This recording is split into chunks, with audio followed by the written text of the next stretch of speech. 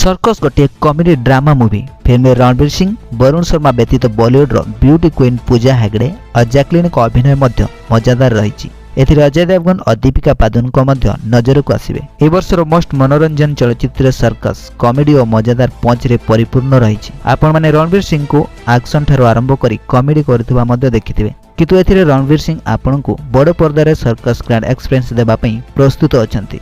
Film रे आपण रणवीर सिंह को गोटे नुहे परम दुईटी रणवीर सिंह आपन को मनोरंजन कराइबे। एथर रणवीर सिंह नूतन धरण माध्यम रे मनोरंजन कराइबे। दीपिका मध्य निजर अभिनय द्वारा सिने प्रेमी को हृदय जीतिछंती, किंतु सबुठार रोमांचक दृश्य रही दीपिका को एंट्री। रियल लाइफ रे स्वामी स्त्री थिबा पुणी थरे रणवीर दीपिका को जोड़ी देखि सिने प्रेमी को खुशी द्विगुणित होईछि। खास कथा एही कि जे रोहित शेट्टी वर्तमान पर्यंत 15 गोटे फिल्म रे निर्देशना देइछंती। गोटिए मात्र मूवी संडे फ्लॉप होईछि, बाकी सब सेमी हिट, सुपर हिट और ब्लॉकबस्टर रही। रोहित शेट्टी सर्वदा तांको फैंस मानक पई किछि अलगा नै कि आसंती मनोरंजन निमंते। एथर एमिति ही सर्कस चलचित्र माध्यम रे देखिबा को मिलिबो। वर्ष शेष रे एही फिल्म समस्त को मनोरंजन कराइबो। तो देखिबा जारी रखंतु सिनेटॉक ओडिया चैनल को।